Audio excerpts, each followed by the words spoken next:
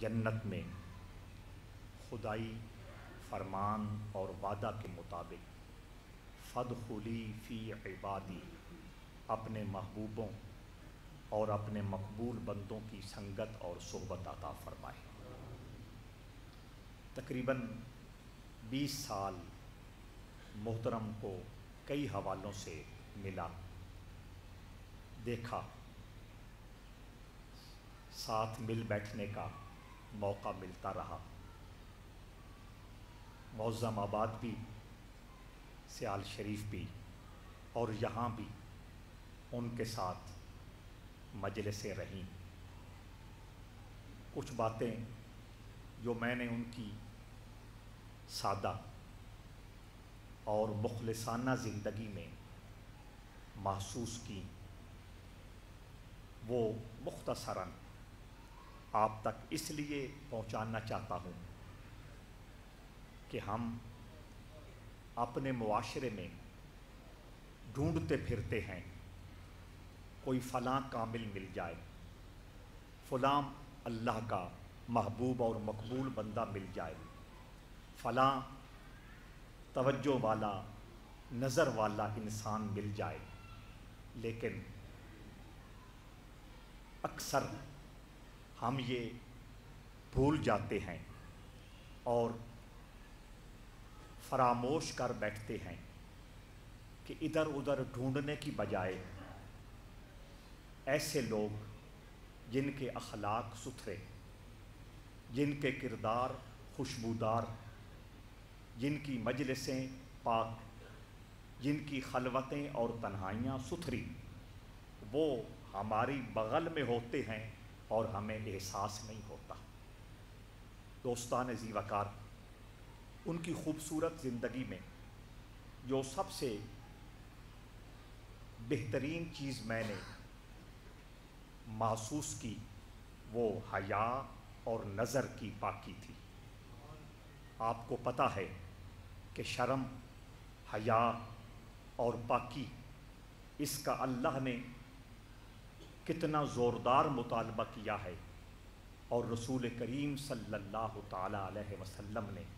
اس کی کتنی تاکید فرمائی ہے۔ نظر کی پاکی، شرم اور حیا،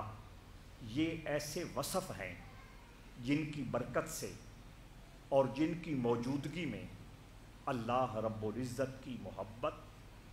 اور اللہ رب العزت کی پہچان اور معرفت آسان ہو جاتی ہے۔ اس حوالے سے ان کی زندگی بہت خوشبودار اور بہت باکردار رہی کہ اللہ کریم نے ان کو نظر کی حفاظت کا جوہر بھی عطا فرمایا اور کردار کی پاکیزگی بھی عطا فرمائی۔ دوسری چیز جو میں ان کی زندگی میں محسوس کرتا تھا اور دیکھتا رہتا تھا، وہ اللہ کی کتاب سے اور اللہ کے قرآن سے ان کی بے لوث محبت۔ ہم مدارس کے ساتھ، دینی اداروں کے ساتھ وابستہ رہنے والے لوگ ہیں، ہمیں پتہ ہے کہ جن لوگوں کے لیے قرآن کریم کی تعلیم، جن لوگوں کو قرآن کریم کی تعلیم کے لیے ہم بلاتے ہیں، ان کو استاد کی مسند پیش کرتے ہیں اور ان کو تعلیم قرآن کے لیے گزارش کرتے ہیں، ان کی طبیعت میں کتنے ناز ہوتے ہیں، کتنے نخرے ہوتے ہیں، پھر اس کے ساتھ ساتھ کتنی ڈیمانڈز ہوتی ہیں۔ رہائش ہو تو ایسی ہو، سیلری اور تنخواہ ہو تو یہ پرکشش ہو، وغیرہ وغیرہ، لیکن یہ بندہ خدا اس حوالے سے اپنی مثال آپ ہے، بغیر کسی کے کہنے کے فقط اللہ کی رضا کے لیے جتنی زندگی گزاری، قرآن مجید کی اپنے سرکل میں رہ کر خدمت کی ڈیوٹی دیتے رہے۔ اللہ کے حبیب صلی اللہ تعالی علیہ وسلم نے ایسے لوگوں کے بارے میں ہی سند عطا فرمائی ہے کہ خیرکم من تعلم القرآن وعلمہ، تم میں سے بہترین لوگ وہ ہیں جو قرآن سیکھتے ہیں اور قرآن سکھلاتے ہیں۔ اگر ہر تنخواہ دار اور ہر پیکج ایبل استاد اللہ کی بارگاہ میں مقام خیر پر فائز ہوتا، اللہ کی بارگاہ میں قرآن پڑھانے کی وجہ سے قبولیت کے مقام پہ پہنچ جاتا، تو پھر معاشرے کا موجودہ حال نہ ہوتا۔ لہٰذا سمجھ یہ آئی کہ اللہ کی رضا کے لیے جو قرآن کو وقت دیتا ہے، اللہ کو راضی کرنے کے لیے جو قرآن پڑھتا ہے اور قرآن کی تعلیم عام کرنے کی کوشش کرتا ہے، وہ رسول اللہ کے فرمان کے مطابق خیر والا ہوا کرتا ہے۔ تو قبلہ قاری صاحب کی زندگی اس لحاظ سے ہم سب کے سامنے ہے کہ جتنا ان کے لیے ممکن تھا، وقت کے اعتبار سے، اپنی طبیعت کے اعتبار سے، اپنی لوکیشن اور اپنے سرکل کے حوالے سے جتنا ممکن تھا، انہوں نے قرآن مجید کے لیے اپنے آپ کو وقف کر کے رکھا۔ اور ان کی زندگی میں جو تیسری خوبصورتی میں نے ہمیشہ محسوس کی اور میں زیر لب مسکراتا رہتا تھا کہ ان کا سینہ ہر ایک کے لیے ستھرا تھا۔ ان کا سینہ، ایک لفظ ہے سینہ بے کینہ، یعنی ایسا سینہ جس میں کسی کے لیے بغض نہ ہو، جس میں کسی کے لیے عداوت نہ ہو، جس میں کسی کے لیے دشمنی نہ ہو، وہ سینہ بے کینہ ہوتا ہے۔ رحمت دو عالم صلی اللہ تعالی علیہ وسلم جلوہ گر ہیں۔ ایک آنے والے آئے، حضور نے آتے دیکھا، صحابہ کرام کی طرف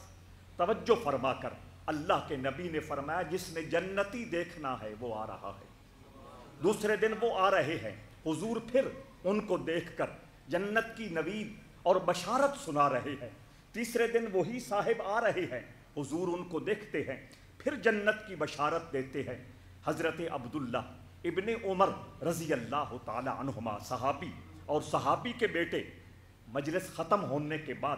اس صحابی کے ساتھ ساتھ اس کے گھر تک پہنچ جاتے ہیں، دروازے پہ جا کے کہتے ہیں بھائی جان آج رات میں نے آپ کے گھر گزارنی ہے۔ انہوں نے کہا ویلکم، خوش آمدید، آپ میرے مہمان بنیے، میں میزبانی کا شرف حاصل کرنا چاہتا ہوں۔ رات گزر گئی، صبح جب مسجد کے لیے آ رہے تھے، حضرت عبداللہ ابن عمر حیرت کی تصویر بنے ہوئے ان سے سوال کرتے ہیں کہ میں اس لیے آیا تھا کہ رات دیکھوں آپ کتنے نوافل پڑھتے ہیں، کتنی قرآن کی منزل پڑھتے ہیں، کتنے اوراد و وظائف پڑھتے ہیں، کتنا ذکر بالجہر کرتے ہیں، کتنی عبادت میں منہمک اور مصروف رہتے ہیں، لیکن میں تو حیران ہوں کہ آپ رات آرام سے سوئے ہیں، صبح سحری سے تھوڑا دیر پہلے آپ جاگے ہیں، 2-4 رکعتیں جو قسمت میں تھیں وہ آپ نے ادا کی ہیں، لیکن حضور فرماتے ہیں جس نے زمین پر چلتا پھرتا جنتی دیکھنا ہو اسے دیکھ لے۔ اب میرا گمان یہ تھا اس کی رات کی عبادت دوسرے لوگوں سے یقیناً مختلف ہوگی، یہ رات ساری اللہ کی یاد میں گزارتا ہوگا، ذکر و فکر میں مصروف رہتا ہوگا، اس کی ساری رات کا ایک ایک لمحہ اللہ کی محبت اور معرفت کی چاندنی میں گم ہوتے گزرتا ہوگا، لیکن میں نے تو آپ کو سوتے سوتے دیکھا۔ وہ صاحب مسکرائے، کہنے لگے بھائی جان میرے پاس اور کوئی عمل نہیں ہے، ہاں یہ عمل ضرور ہے، اور میں اپنے اس عمل پر ناز بھی کرتا ہوں کہ میرا سینہ ساری دنیا کے لیے ستھرا ہے۔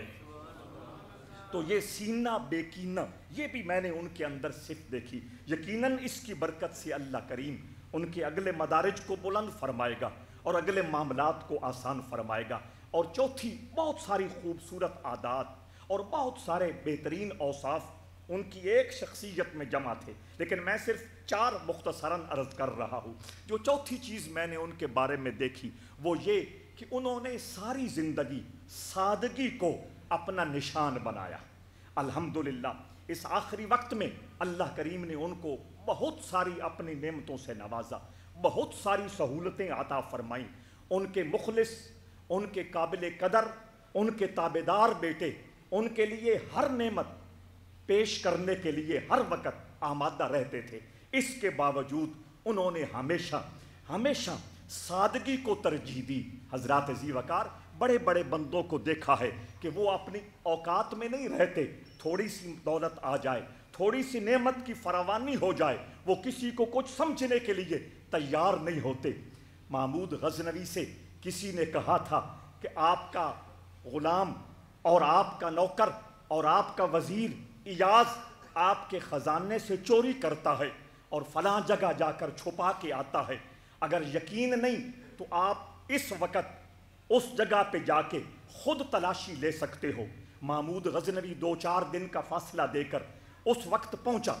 ایاز اس کمرے میں اپنے آپ کو بند کیے ہوئے بیٹھا تھا، اندر سے چٹخنی لگائی ہوئی تھی۔ محمود نے دروازہ کھٹکھٹایا، ایاز نے دروازہ کھولا، حیرت میں گم کہ بادشاہ اس وقت میرے پیچھے آ گیا۔ محمود غزنوی اندر داخل ہوا۔ اندر کیا؟ وہ تو یہ ڈھونڈ رہا تھا خزانے سے فلاں ہیرا اٹھا کے لایا ہوگا، خزانے سے فلاں دولت اٹھا کے لایا ہوگا،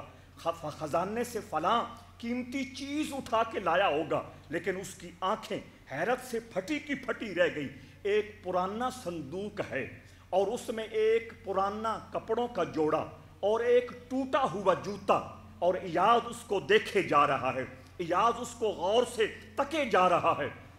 محمود نے پوچھا یہ کیا ہے؟ ایاز نے کہا حضور، ساتھ رونے لگ گیا، یہ وہ کپڑے ہیں اور یہ وہ پھٹا ہوا جوتا ہے جس دن آپ مجھے ماں باپ سے لے کر اپنی آغوش میں لائے تھے، اس دن میں یہ پہن کے آیا تھا، روزانہ آ کر ان کو دیکھتا ہوں تاکہ مجھ کو اپنی اوقات یاد رہے۔